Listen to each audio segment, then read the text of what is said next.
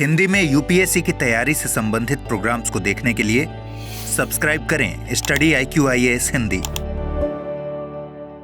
आप सभी का बहुत बहुत स्वागत है स्टडी IQ के हिंदी यूट्यूब चैनल पे। मेरा नाम है अभिनव कुमार बोहरे और आज मैं आपके समक्ष लेकर प्रस्तुत हूँ एक बहुत ही सहज, बहुत ही सामान्य चर्चा, एक डिस्कशन जिसमें हम इस बात पर चर्चा करेंगे कि सामान्यतः विद्यार्थियों को जो एक समस्या होती है, एक भ्रम होता है, एक कन्फ्यूज़न होता है रिगार्डिंगली यूपीएससी का, सिविल सर्विसेज का एग्जामिनेशन कि इसमें जो ऋणात्मक मूल्यांकन होता है यानी कि नेगेटिव मार्किंग होती है, इससे कैसे जो है वो डील करा जाए। यहाँ ध्यान से समझिएगा, ये मेरा पर्सनल अनुभव भी है और एक सहज रूप से ऑब्जर्वेशन भी है कि बहुत सारे ऐसे एस्पिरेंट होते हैं, बहुत सारे ऐसे अभ्यर्थी होते हैं जिन्हें प्रश्नों का उत्तर ब्रॉडर सेंस में यानी कि एक मोटे तौर पर जो प्रश्न आया होता है उसका उत्तर पता होता है, परंतु समस्या ये होती है कि कहीं ना कहीं एक हिचक, कहीं ना कहीं एक हेजिटेशन या एक एंजाइटी के कारण वो एग्ज़ाम हॉल में, जो मैं हमेशा कहता हूँ आपने वीडियोस में अगर कभी नोटिस करा हो तो एग्ज़ाम हॉल फियर भी होता है और एग्ज़ाम हॉल मैजिक भी होता है। फियर जो है आपको एग्ज़ाम सेंटर के बाहर पढ़ी गई चीज़ को भी जो है वो एग्ज़ाम के पेपर में फिल करने से रोक देता है, आपको वो चीज़ रिकॉल नहीं हो पाती।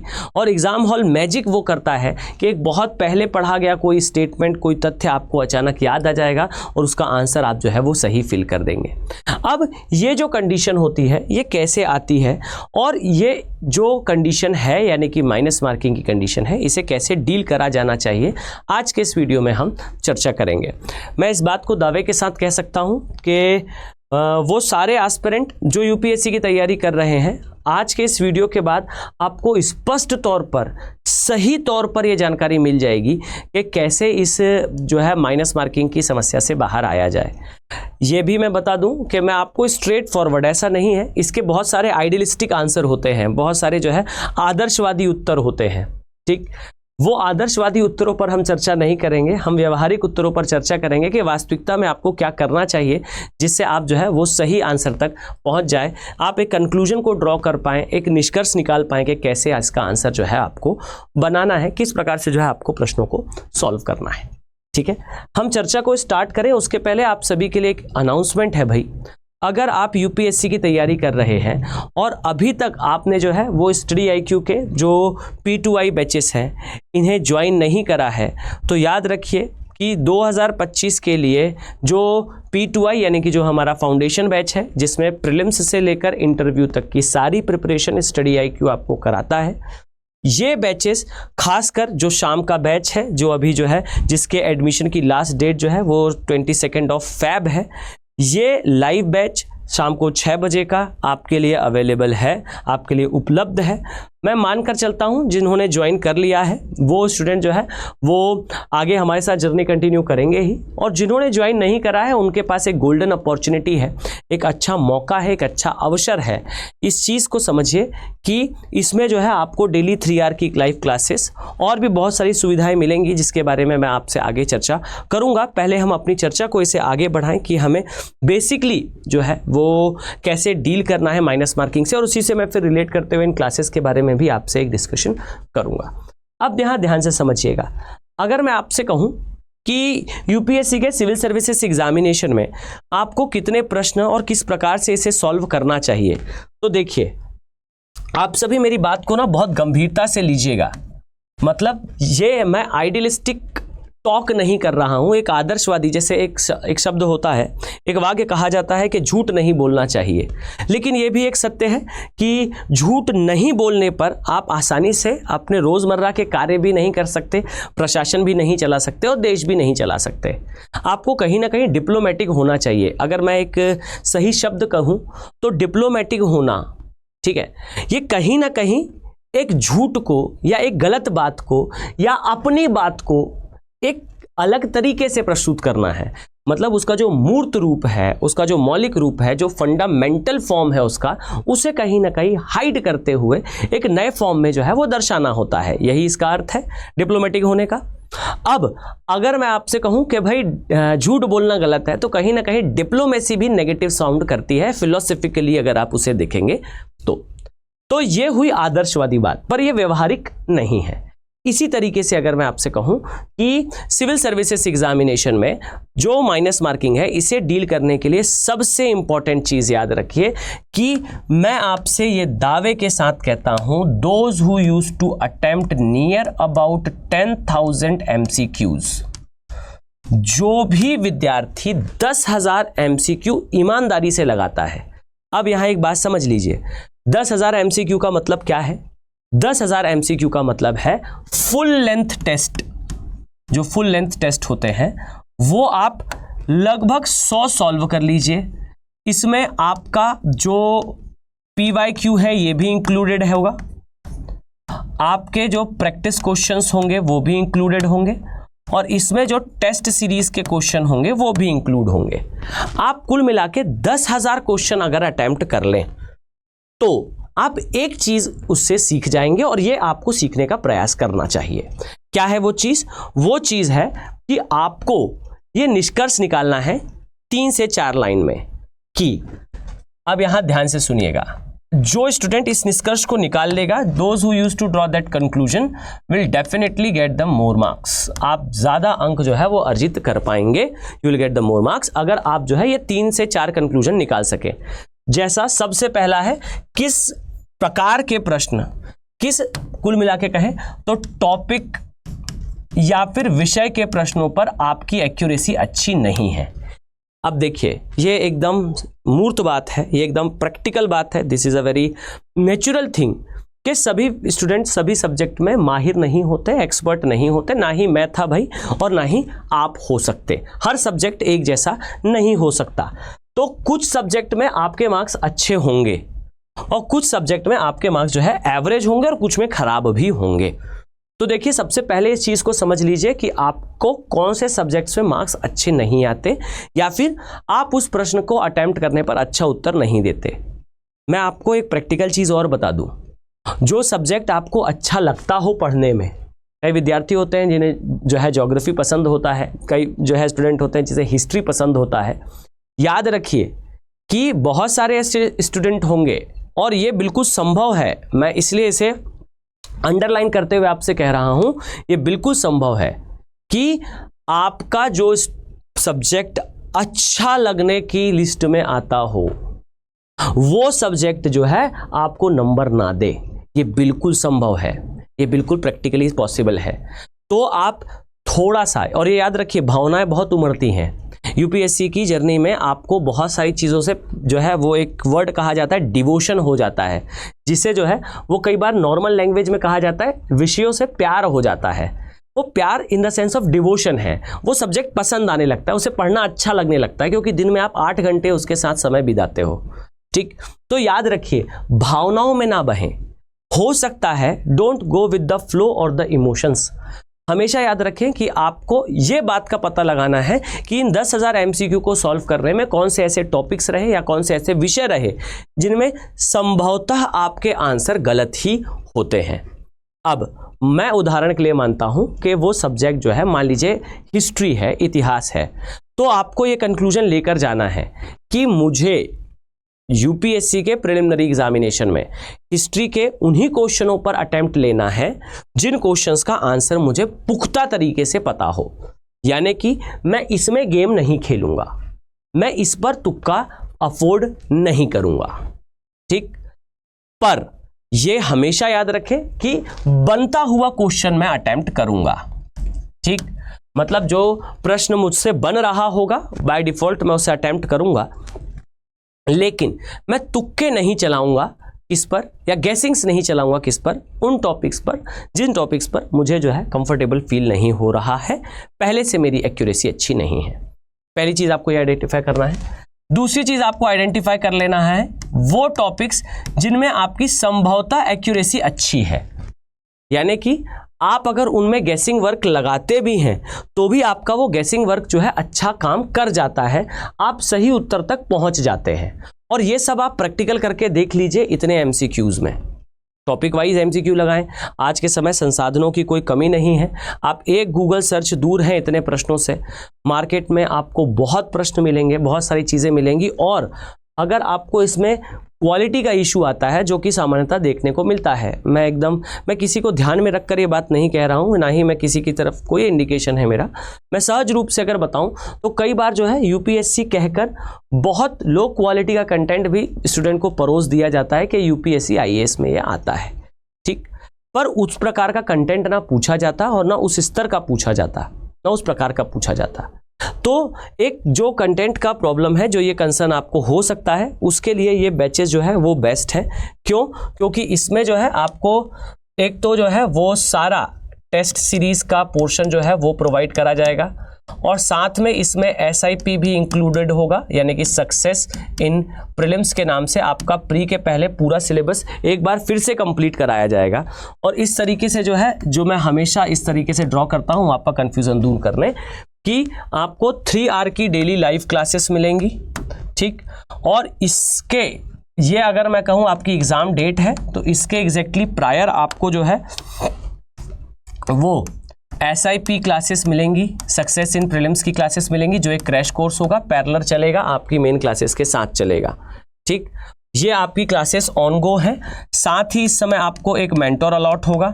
ये जो मेंटर है ये आपको 1-to-1 गाइडेंस देगा पूरी जर्नी में। साथ ही आपको जो है वो इस पूरी जर्नी में कैप का जो है वो सुविधा मिलेगी। कैप मतलब करंट अफेयर प्रोग्राम। ये लगभग 1 आवर का वीडियो होगा जिसमें एक एक्सपर्ट जो है वो पूरे दिन के सारे अखबारों की सारी न्यूज़ को कवर करेगा और आप तक जो है वो सारा एनालिसिस लेकर एक बार में उसका जीस्ट, उसका सार, उसका जो है वो main soul, root and soul, वो आपको एक बार में एक वीडियो में मिल जाएगा। आपको मेंटरशिप मिलेगी, साथ ही आपको 3 आवर की क्लास मिलेगी जिसमें आप इवन जो चैट के माध्यम से या ऑडियो के माध्यम से या वीडियो के माध्यम से, वैसे आप सामान्यतः जो है चैट का यूज़ कर सकते हैं, नहीं तो ऑडियो और वीडियो का भी यूज़ कर सकते हैं अपने फैकल्टी के साथ क्लास के ड्यूरेशन में जो है कम्युनिकेशन करने के लिए। बाकी आपको मेंटर अलॉट होता ही है जो आपकी असिस्टेंस के लिए आपको हमेशा जो है वो एक्टिव मिलेगा। इसके अलावा जो है आपका करंट अफेयर का प्रोग्राम है, SIP का प्रोग्राम है। और ये भी चीज़ याद रखिए कि यहाँ पर जो कॉस्ट दर्शाई गई है, ठीक है, शाम का बैच है, ये जो कॉस्ट दर्शाई गई है, ये एक तो पहली चीज़, कई स्टूडेंट का ये कहना होता है कि आप जब वीडियो कर रहे होते हैं उस समय कॉस्ट जो है वो कम दिखाते हैं, जब पोर्टल पे जाते हैं तो वो कॉस्ट ज़्यादा होती है। तो इसका आंसर ये है भाई कि ये कॉस्ट आपको कम तभी दिखाई देगी जब आप ये कोड यूज़ करेंगे, पहली बात। और दूसरी बात, वहाँ पहले से भी पोर्टल पर कुछ जो है कोड्स उपलब्ध होते हैं, आप उन्हें भी यूज़ कर सकते हैं, लेकिन उन्हें यूज़ करने पर आपको ये कॉस्ट नहीं दिखेगी, इससे कुछ ज़्यादा कॉस्ट ही दिखेगी। तो ये जो कॉस्ट है, ये अगर आपको चाहिए है तो आपको AK लाइव कोड यानी कि फैकल्टी कोड का यूज़ करना है।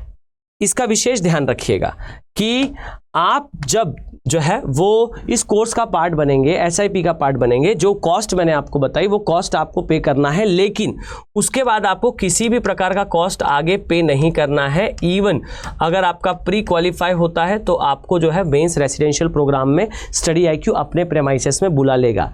ये मानकर चलिए कि अगर आप एक सीरियस एस्पिरेंट हैं तो इतना तो हम आपको कॉन्फिडेंस फील करा सकते हैं कि भाई इतनी सुविधाओं के साथ आप प्री तो निकाल ही लेंगे।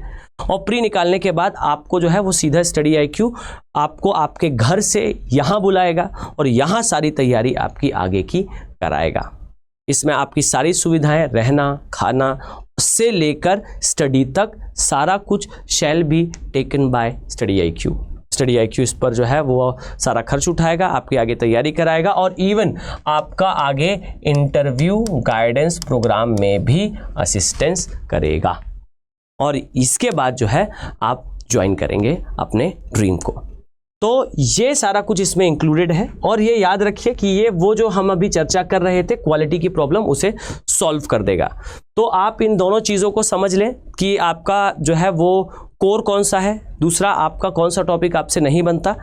अब तीसरी बात ये है कि हमेशा याद रखें कि आपको आपकी एक्यूरेसी, जिसे रेट ऑफ करेक्टनेस कहा जाता है, आप किस दर से सही करते हैं प्रश्नों को, ये आपको पता होना चाहिए। और इस दर के आधार पर प्रश्नों की संख्या आपको जो है वो एक मोटा मोटा इसकी रेंज पता होनी चाहिए। अब ये क्या है, सही करने की दर और इसकी रेंज।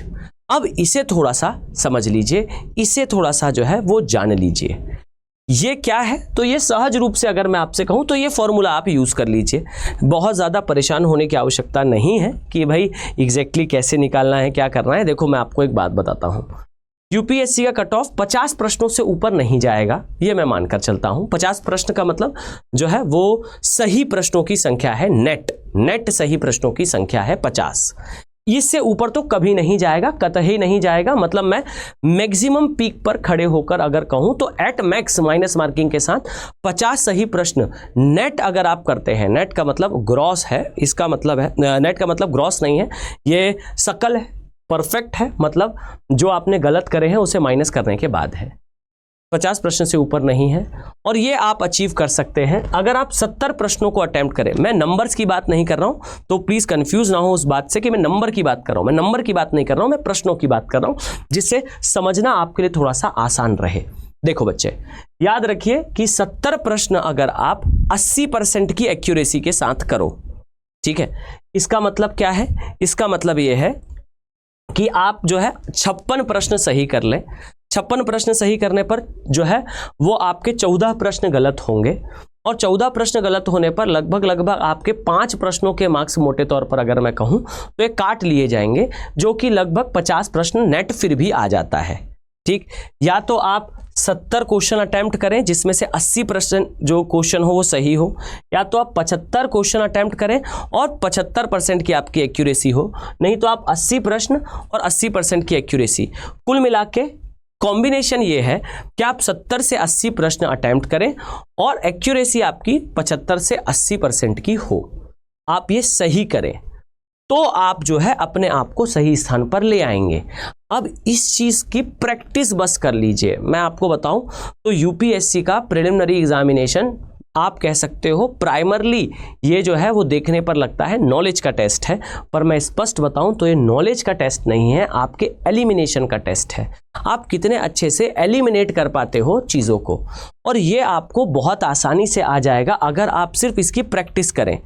और क्या करना है, तो कौन सा जो है आपका कोर है, कौन सा आपका जो है वो वीक है, ये पोर्शन डिसाइड कर लें और सिंपली उतर जाएं इस बात पर कि भाई आपको जो है वो 80% एक्यूरेसी कैसे गेन करनी है। अब 80% एक्यूरेसी गेन करने के लिए ये तरीका है, और 80% क्वेश्चन कौन से होंगे उसके लिए आपको अपने ऊपर वर्क करने की ज़रूरत है।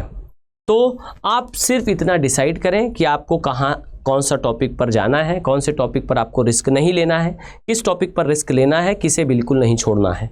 और ये गणित आप जो है लगा लें कि आप प्री के पेपर पे लगभग 75 प्रश्न 70 से 80 के बीच में प्रश्न अटेम्प्ट कर लें और एक्यूरेसी उसमें अच्छी हो। ये हमेशा याद रखिए कि अंतिम जो आप कह सकते हो पाथ है वो एग्ज़ाम हॉल में ही डिसाइड होगा। मतलब आप हो सकता है कि एक पेपर देखकर इस बात पर कंक्लूड कर पाएं कि डियर पेपर में ना 40 प्रश्न ऐसे हैं जो बिल्कुल नहीं बन रहे और इसमें हम जो है वो गोल डिब्बा महसूस कर रहे हैं, अर्थात हम इसमें कोई कंक्लूजन नहीं निकाल पा रहे। Don't go with the questions का आंसर, आप बिल्कुल आंसर के साथ ना जाएं, लकीर के फकीर ना बने। क्वेश्चन को देखकर, पेपर को देखकर अपनी स्ट्रेटेजी डिसाइड कर लें। अगर आपको पेपर देखकर ये फील हो गया कि एक क्रांतिकारी पेपर है और 40 प्रश्नों के उत्तर नहीं बन रहे हैं, आप बिल्कुल स्ट्रेटेजी के साथ ना चलें। आप उसी समय अपना जो है वो गियर चेंज करें और 60 क्वेश्चन अटेम्प्ट करें, लेकिन 60 सॉलिड करें। ठीक, वहां पर एक्यूरेसी 80-85 पहुंच जाए आपकी, अपने आप आपका गेम जो है वो ठीक हो जाएगा। 70 अगर प्रश्न जा रहे हैं तो एक्यूरेसी उसमें अच्छी होनी चाहिए। नंबर ऑफ क्वेश्चंस बढ़ाने पर एक्यूरेसी कम होगी, इसका विशेष ध्यान रखिएगा। अगर आप नंबर ऑफ क्वेश्चंस बढ़ाते हैं तो एक्यूरेसी कम होती जाती है। ठीक, अगर आप एक्यूरेसी अच्छी रखेंगे तो नंबर ऑफ क्वेश्चंस कई बार जो है वो कम हो जाते हैं। इसलिए एक मिड रेंज का ये मैंने अनुपात आपको बताया है। अगर आप ये मेंटेन कर पाते हैं तो फिर ये एक शानदार अचीवमेंट होगा। तो आई थिंक आपके लिए ये चर्चा जो है वो इन्फॉर्मेटिव रही होगी, ये जानकारी इन्फॉर्मेटिव रही होगी। जितना मुझे नॉलेज है एग्ज़ाम के बारे में, जितना मैं इसे समझ पाया हूँ, उसे आप तक डिलीवर करने का जो है ये एक प्रयास है, आप तक पहुँचने का उस जानकारी को एक प्रयास है। अब जो चीज़ जो है वो हमारे लिए वर्क करती है, हो सकता है करी थी कभी, जो हो सकता है कि वो आपके लिए वर्क करे। इस उम्मीद के साथ इस जानकारी को जो है हम आप तक पहुंचाने का प्रयास करते हैं। अब इसे किस तरीके से यूटिलाइज करना है, किस तरीके से इसका उपयोग करना है, ये आपके ऊपर डिपेंड करता है। पर मैं ये मान कर चलता हूँ, अगर आप सीरियस एस्पिरेंट हैं तो आप ज़रूर इस विषय पर एक बार सोचेंगे कि आप एक इंस्टीट्यूशनल मैनर पे, एक प्रोफेशनल मैनर पे आईएएस की एग्ज़ाम की तैयारी करें। आप भीड़ से अलग एक प्रोफेशनल मैनर में जब तैयारी करते हैं तो आपके सफलता के चांसेस बढ़ जाते हैं। इस उम्मीद के साथ कि मैं इन बैचेस में भी आपको देखने वाला हूं, हम मिलते हैं नेक्स्ट वीडियो में। Have a very nice day. Thank you. Hindi में यूपीएससी की तैयारी से संबंधित प्रोग्राम्स को देखने के लिए सब्सक्राइब करें स्टडी IQ IAS हिंदी।